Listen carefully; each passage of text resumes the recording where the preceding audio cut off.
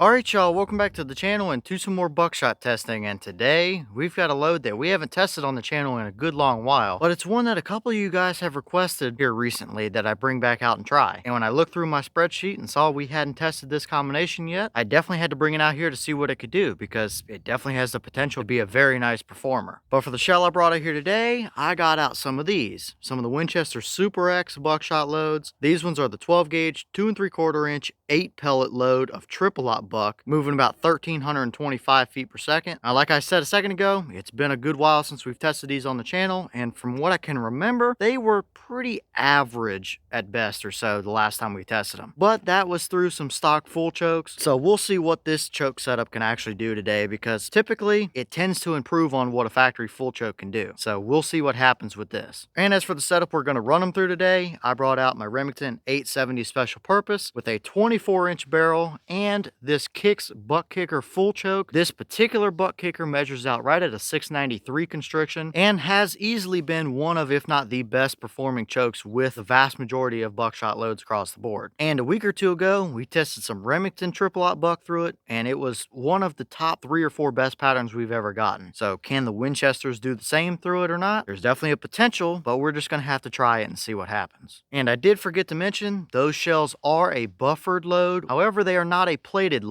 but I don't really know how much of a difference it's going to make with this specific combination today, but I figured I should mention that anyway for those of you curious about it. Either way, for today's test, everything is set up the same as usual. I've got the big sheet of paper at 40 yards, I've got the chronograph so we can get our velocity, and I've got the templates that we can lay up over our target when we go check out our results. So let's get you guys a view of this target and take the shot and see just what Winchester 8 pellet triple aught shells can do through the Kicks buck kicker choke.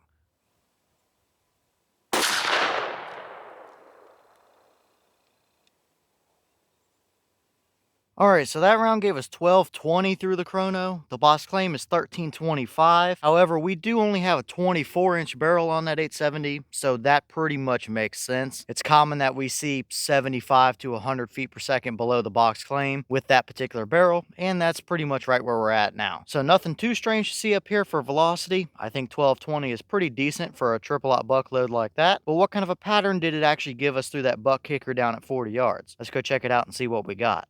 Alright, so now we're down here at our 40-yard paper, and this is what we got. Now for reference, the white dot was the point of aim. The paper is 36 inches wide by about 44 inches tall or so, and we did have all 8 pellets on the target here. However, it is very spotty and very stringy. We had groups of 2 and another 2 and another 2 with 1 on the top and bottom, so definitely not the most even spread of pellets, that's for sure. Now I did measure the farthest 2 points across, which was the very bottom pellet down there to the very top pellet, and that gave us 15 3/4 inches of spread at 40 yards. So 15 3/4 inches, definitely not bad as for an overall size, that's for sure. However, I am definitely not a fan of how stringy and splotchy it is. If we had 15 3/4 inches of spread with a little bit more even pellet diversity in there, then we would have a pretty nice pattern on our hands. So this one is somewhere in the middle. I like the overall size, I just don't like how the pattern actually shaped out. So definitely a little bit of an in-between on the bare piece of paper here, but let's throw a couple templates up and maybe it'll give us a little better reference as to how it actually performed in some better, more real life type of scenarios.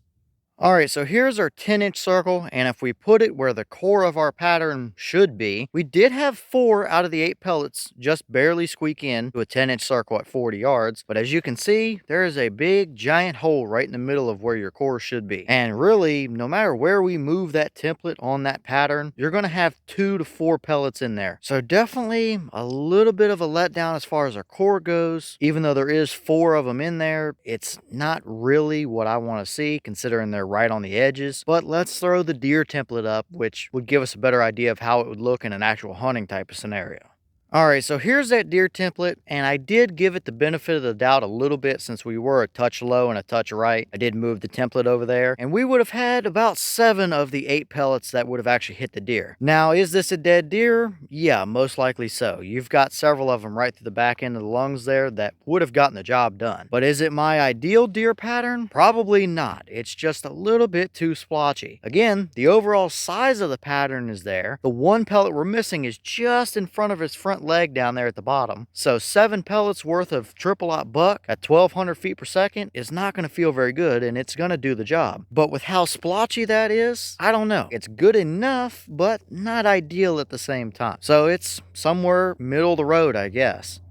And here is the hog template, and it's pretty much the same story. Still the same 7 pellets in roughly the same places. Good enough to get the hog? Yeah. Is it my ideal performance? Probably not. So I guess, what do we think on this? These are a buffered load of buckshot, which I do think does help, and 15 3/4 inches of spread at 40 yards is good. It's just not an even spread. So I guess it's somewhere in the middle for me. If I had to use it, sure, it would work, but I can tell you that the Remington triple-aught buck shells were definitely way better than what these are. So I don't know, maybe we try those through a couple different choke options still and see what they do, because they definitely have good potential. If we can just even that spread out a little bit, then we'd have a very solid performer on our hands. So I guess I'll leave this one up to you guys, and you can let me know what you think about it.